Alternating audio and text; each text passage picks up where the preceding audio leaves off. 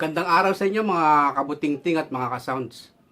Ngayon po ay ituturo ko kung paano magkabit ng compressor sa ating mga mixing board. Mapa-analog man ito o digital compressor.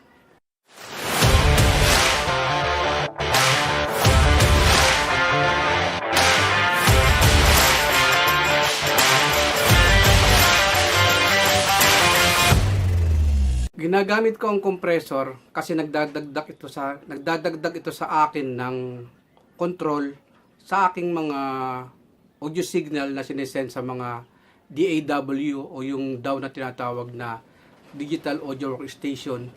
Ganun din sa mga live situation at saka sa mga band rehearsal nagagamit ko itong. Ang ating mga compressor ay may mga input at output. Ito po pwedeng TRS o yung PL na balance. At meron din itong XLR. Pagdating naman sa mga mixing board, meron tayong kanya-kanyang tawag dito. Marami tayong tawag sa mga ito. Tinatawag natin itong mixing board, mixing console, at saka audio mixer. Pero sa content na ito, tatawagin lang po natin siyang mixer. Ang mga mixer na ito ay pwedeng digital o analog. Wala namang problema dito kung analog o digital ang gagamitin natin na mixer. Basta meron siyang connection na mapagkakabitan natin sa mixer at sa ating mga compressor. Gagamitin nating kable nga pala. Yung kabilang dulo ay TRS yan, bali balance yan. Balance na jack. Hindi lang kita yung pinaka gatla dito, nawala na yung pinaka isang itim. Pero balance yan, tatlo yan. Isang sleeve, isang ring, at saka yung tip. So, yung tip niya, ito yung tip. Kabilang dulo niya, papunta rito yan sa cable na to. Ito sa kabilang dulo, ito siya. Siya yung tip, yung pula. Tapos, yung pinaka ring naman, yung gitna, ito yan. Papunta rito naman sa kabilang ating mono na TS na na jack. TRS saka dalawang TS. Nalagyan natin ng label na tip saka ring. Yan. Tapos itong kabilang dulo, itong TRS na balance jack, ikakabit natin dito sa may channel 1. Sa channel 1 ng ating channel strip. Dito sa may insert. Diyan natin siya ikakabit sa insert. Yan. Tapos yung kabilang dulo niya, ikakabit naman natin sa compressor.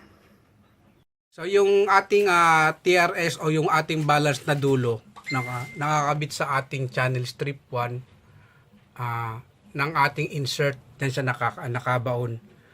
Tapos yung pinaka ating tip, yung kulay pula, yung dulo, dito siya nakakabit sa balance input. So nilagyan ko siya ng label na tip. Dito siya nakakabit sa sa input ng channel 1 ng ating compressor. Tapos yung ring naman, yung kabila naman nung kabila, dito naman nakakabit sa ating output. So para malaman yung tip and ring, pag may tester kayo, yung pinakadulo ng ating cable na to, yung pinakadulo. Tapos testerin nyo kung saan sa dulo niya yung may continuity, isabihin yun ang tip. Tapos pagka tinester nyo naman ng kabila, tutunog yung kabila, may continuity yun naman ng ring. So ganyan ang connection natin. So yung kabilang dulo sa insert ng ating channel strip 1, tapos yung ating tip nakakabit sa input, recap lang tapos yung output ng ating compressor nakakabit naman sa ating ring na jack. So ganyan lang po. So mga ka-sounds, ano po ba yung tamang settings natin sa mga ating mga vocalist at mga singer So, mostly po, ang mga settings niya ay naglalaro sa ratio ng 3.5. Tapos yung threshold niya nakaset sa 0. ang kanyang ang kanyang threshold. Ngayon, kung ang iyong singer naman o yung vocalista naman ay medyo walang control sa kanyang pagkanta, pwede mong taasan po yung threshold. Taasan mo yung threshold, tapos pwede mong ilagay sa 4:1. Lagay mo sa 4:1 kung medyo pasigaw ang kanyang pagkanta. Check.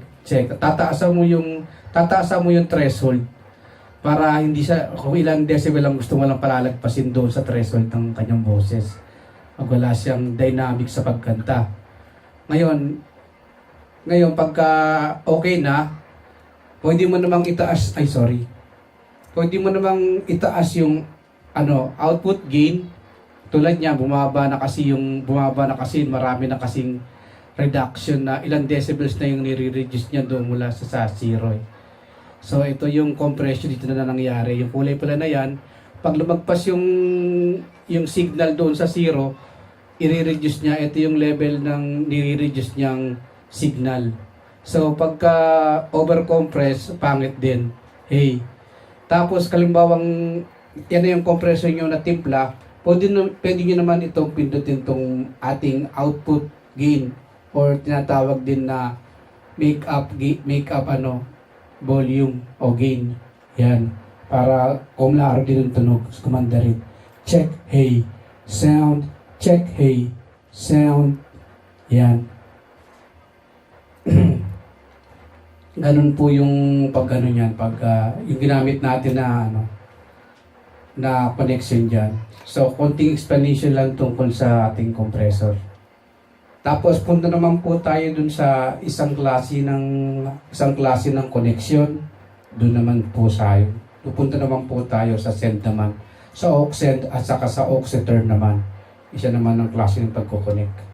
Mga kabutingting, sa connection naman na gagamitin natin yung aux send saka yung aux return, gagamit po tayo ng dalawang TRS cord o kable na stereo, tawag nilang balance cable. Ito dalawa para maikabit natin. So, yung ating, halimbawa, ito yung isang set ng ating kakabit natin yung isa sa aux send. Yan.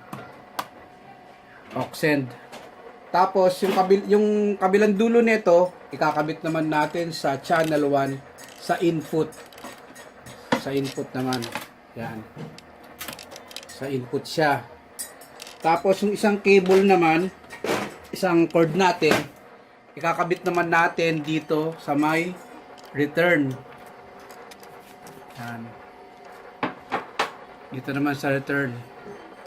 Yan. So itong aux return 1, kasi doon tayo nagkabit sa aux send 1. Sa aux return 1 naman tayo magkakabit. Yan.